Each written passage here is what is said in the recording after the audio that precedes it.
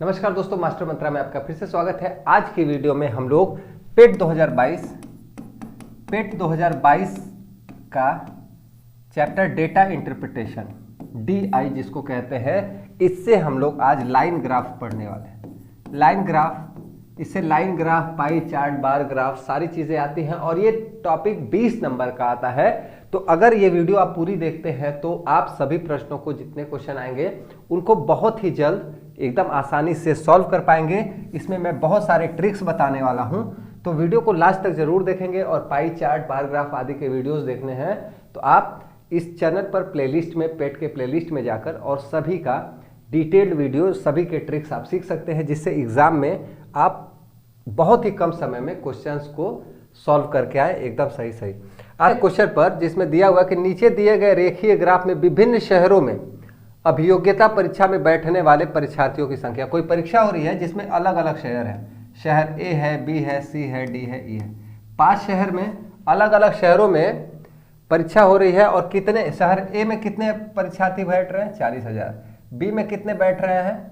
30 और 35 के बीच में, 32.5 के आसपास। ठीक है, ऐसे ही सभी शहरों में कुछ कुछ परीक्षार्थी बैठे हुए हैं।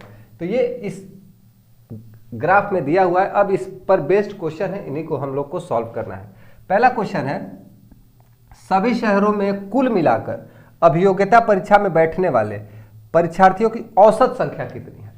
औसत निकालने के लिए हम जानते हैं कि औसत का फॉर्मूला होता है, औसत बराबर होता है आंकड़ों का योग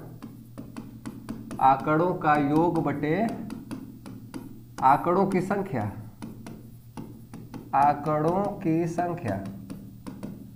अब बताओ कितने शहर हैं? अलग अलग शहर, 5 शहर हैं। 5 शहर में कितने कितने स्टूडेंट बैठ रहे हैं? सभी स्टूडेंट को हम क्या करेंगे?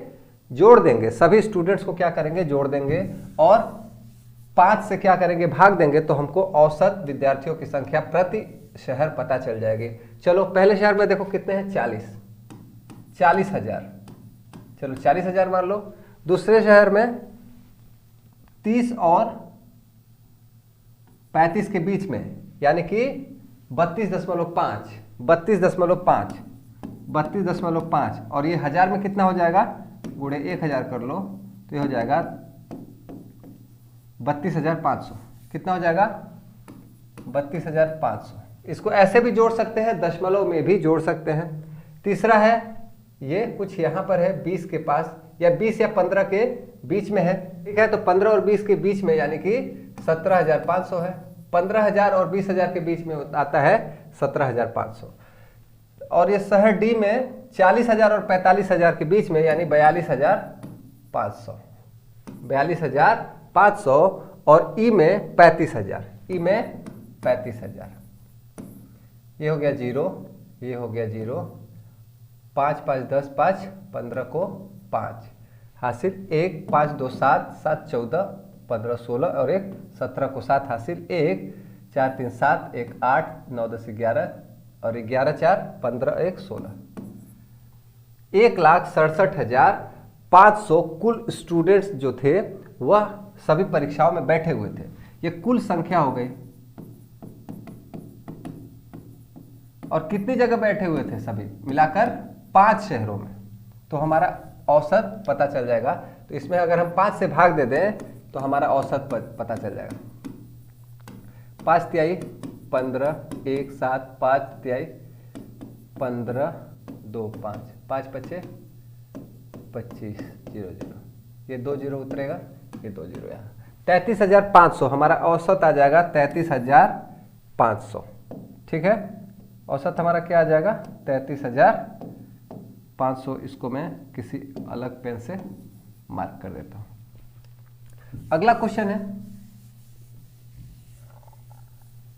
क्वेश्चन है कि डी शहर में अभियोग्यता परीक्षा में बैठने वालों, अच्छा, जितना भी आया हुआ था हमारा पूरा जोड़, ये सारी चीजें हम ध्यान में रखेंगे। ये सारी चीजें बाद में हमारी काम कर सकते हैं। 1 6 7, ये कुल इतने स्टूडेंट्स थे। हो सकता है ये बाद में काम कर जाए, क्योंकि कभी कभी हम लोग एक क्वेश्चन सॉल्व करते हैं तो कई प्रश्नों का उत्तर उसमें से हम प्राप्त कर सकते हैं। डी शहर में अभियोग्यता परीक्षा में बैठने वालों की संख्या सी शहर में अभियोग्यता परीक्षा में बैठने वालों की संख्या के लगभग कितने प्रतिशत है? डी में कितने बैठे थे? डी में बैठे थे 42,500। ठीक है, 42,500 लोग डी में बैठे थे, 42,500।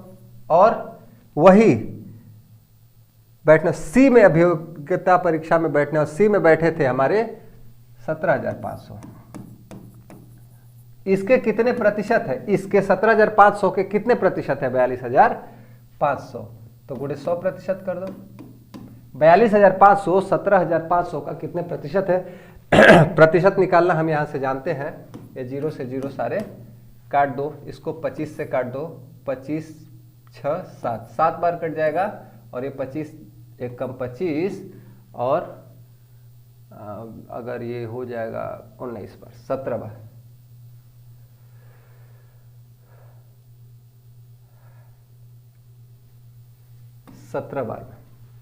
17 बार में कट जाएगा।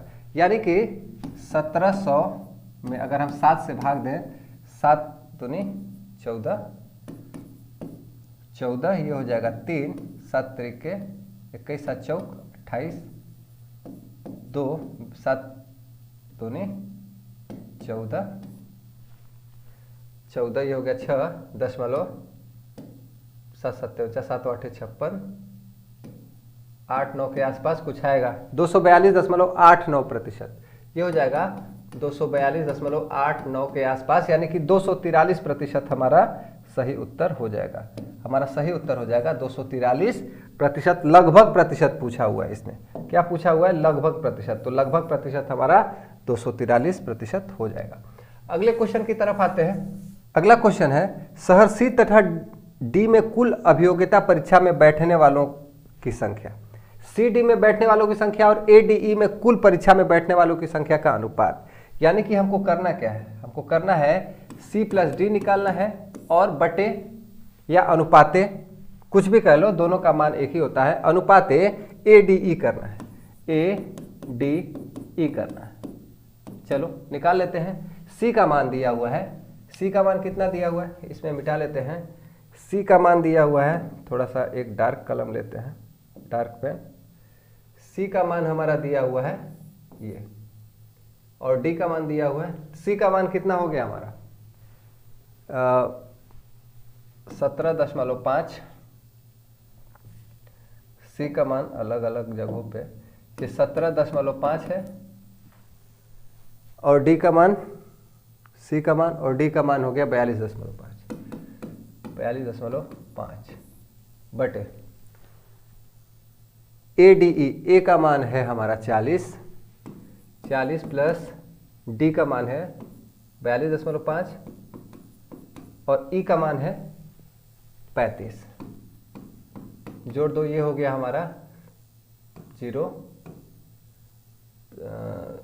7 2 9 1 0, 4 1 5 1 6, 60 बटे ये हो जाएगा 0.5 और 5 2 7 और 4 3 7 और 7 4 11, 117.5। ठीक है, इसको हम लोग क्या कर सकते हैं? दशमलव एक एक अंक हटाकर इसको हम लोग लिख सकते हैं 600 बटे 1175। इसको हम लोग काट सकते हैं 5 से। 5 से काटो, 5 एक कम 5, 5 दूनी 10, 12 25 60, 120 बार। ये काटो 5 से, 5 दूनी 10 बचेगा 1, 5 3 15 बचेगा 2, 5 2 5 बचे 25। फिर इसको हम 5 से काट सकते हैं, 5 दूनी 10 और 2 बचेगा, 5 बचे 5 चौके 20, 24 बार में।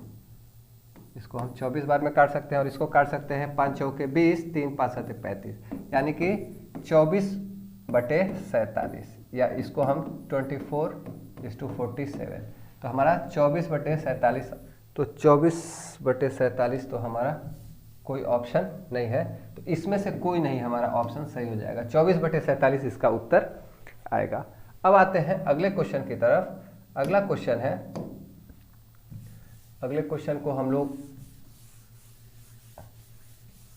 देख लेते हैं। अगला क्वेश्चन है, शहर बी में अभियोगिता परीक्षा में बैठने वालों की संख्या का, बी में जितने लोग बैठ रहे हैं, यानी कि बी में बैठ रहे हैं 32.5 हजार।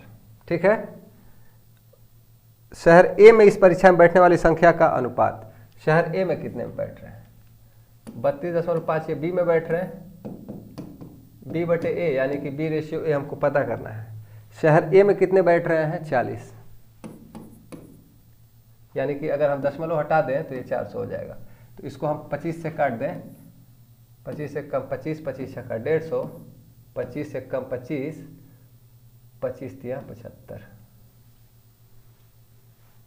ठीक है। 13/16, 13:16 हमारा सही उत्तर आ जाएगा। तो और लास्ट क्वेश्चन है, शहर ई से महाअभियोग्यता, लास्ट क्वेश्चन है, शहर ई से अभियोग्यता परीक्षा में बैठने वालों की संख्या का। शहर ई में कितने बैठ रहे हैं? 35,000 बैठ रहे हैं ई में। सभी दिए गए शहरों से इस परीक्षा में बैठने वालों की संख्या का लगभग कितने प्रतिशत है? अब यह है 35,000 और पूरे सभी मिलाकर कितने बैठ रहे थे? 1,6,7,5,0,0। ये कितने प्रतिशत है, यही तो हमको पता करना है। ये दोनों काट दो, 5 से काटेंगे इसको, 5 दूनी 10, 5 तिहाई 15, 1 बचेगा, 5 तिहाई 15, 2 बचेगा, 5 बचे 25, ये हो गया 5 7 35, 7,000। फिर 5 से काटो इसको, 5 से इसको काट देंगे, लगभग हमारा 20% के आसपास कुछ बचेगा, 20 या 21% के आसपास। चलो इसको भाग दे दो 335 से 7,000 में, 2 बार जाएगा 0, 2 बार जाएगा, ये हो जाएगा 0, 3 दूनी 6, 1 7, 3 दूनी 6, 670, ये हो जाएगा 0, ये हो जाएगा 3। ठीक है, ये हो जाएगा 3 और हो जाएगा 0, लगभग 20.9 के आसपास जाएगा। तो 20.9 का कोई ऑप्शन नहीं है, तो हमारा 21% आ जाएगा। 20 यहाँ 0 कर देंगे तो ये 8 या 9 के आसपास जाएगा, 8 या 9 बार ये भाग जाएगी, तो हमारा 21% के लगभग प्रतिशत हमारा 21% के बराबर आ जाएगा। तो उम्मीद करता हूं कि ये दोस्तों, अगला क्वेश्चन है, नीचे दिए गए रेखा चित्र में 2 विभिन्न कंपनियों के विभिन्न विभागों में कार्यरत कर्मचारियों की संख्या सैकड़े में दी गई है। ये 2 कंपनियां हैं ए और बी, और ये कर्मचारियों की संख्या सैकड़े में है और ये विभाग है। ए का आईटी में कितने लोग काम करते हैं, ए का एचआर में कितने लोग काम करते हैं, ए का विपणन में कितने काम करते हैं, ऐसे ही बी का भी दिया हुआ है। ठीक है, तो इसी पर आधारित प्रश्न है, कंपनी बी के विपणन विभाग में कार्यरत, बी का विपणन विभाग देख लो, बी है और ये बी का ग्राफ है, इसका विपणन विभाग ये है 7,000, ये सैकड़ा है, 700 सैकड़े में है। विपणन विभाग में कार्यरत कर्मचारियों की संख्या, कंपनी के ये 700, कंपनी में कार्यरत कर्मचारियों की कुल संख्या का कितने प्रतिशत है। अब बताओ इस कंपनी में कुल कितने कर्मचारी काम कर रहे हैं। 700 तो ये विपणन में होगा, 700 मान लो या 7 मान लो, ठीक है, क्योंकि हमको प्रतिशत निकालना है तो हम दोनों पर बराबर ही उत्तर आएगा।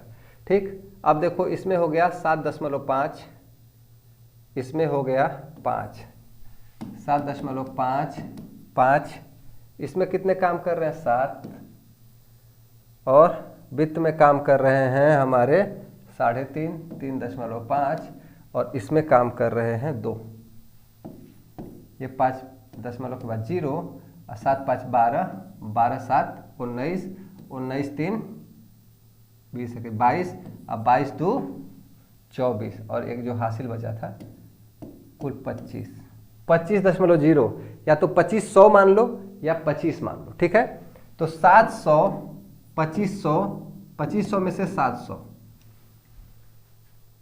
कितने प्रतिशत है ये निकाल लो, या 7/25 का कितने प्रतिशत है ये निकाल लो। दोनों का उत्तर हमारा समान ही आएगा। 25 से कम 25, 25 चौके 100, यानी कि 28%।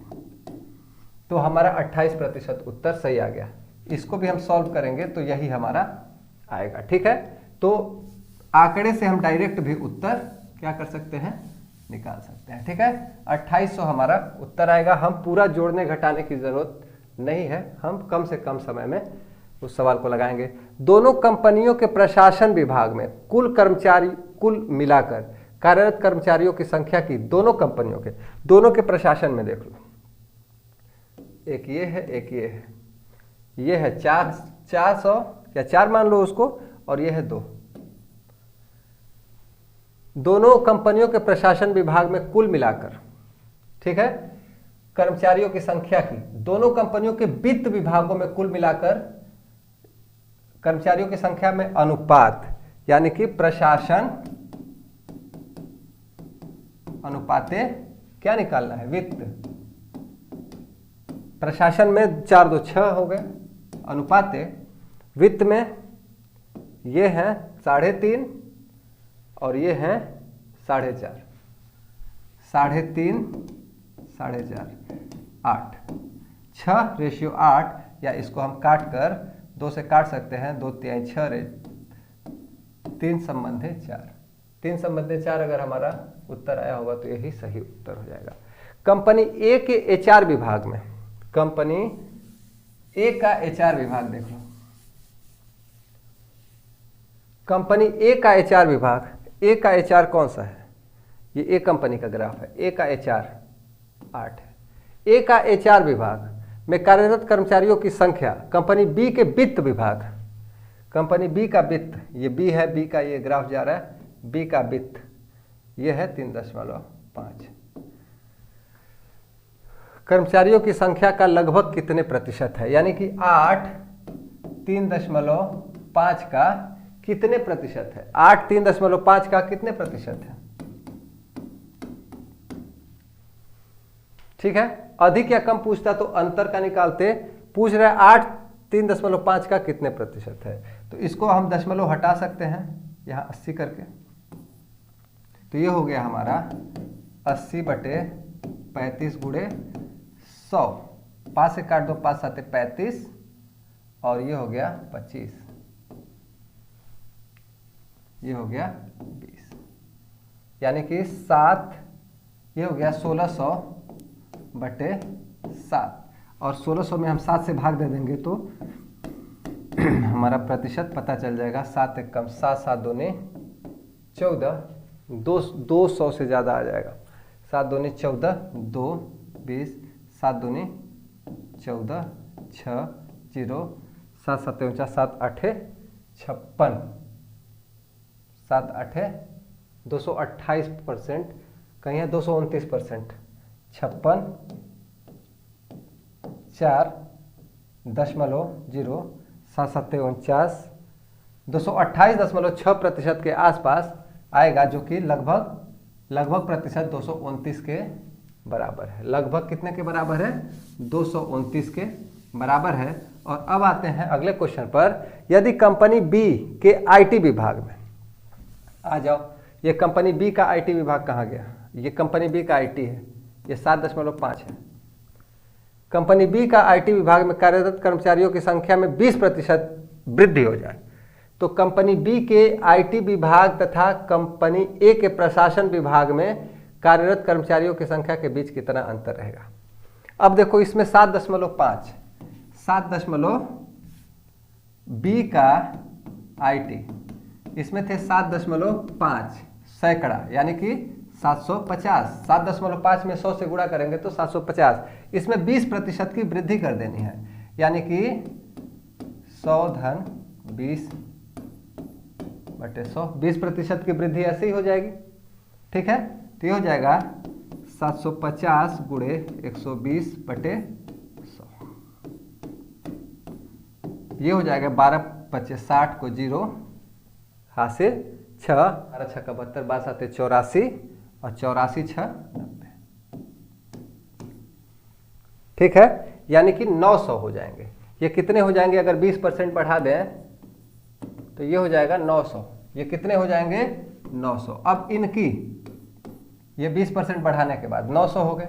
अब अगला किया है 20% बढ़ गया, ठीक। तो कंपनी बी के आईटी विभाग बढ़ने के बाद तथा कंपनी ए का प्रशासन विभाग, कंपनी ए का प्रशासन ये है, कंपनी ए का प्रशासन, ए का प्रशासन, ये का ग्राफ ये है, ए का प्रशासन जो कि 400 के आसपास है, कितना अंतर रह जाएगा? तो ए का प्रशासन है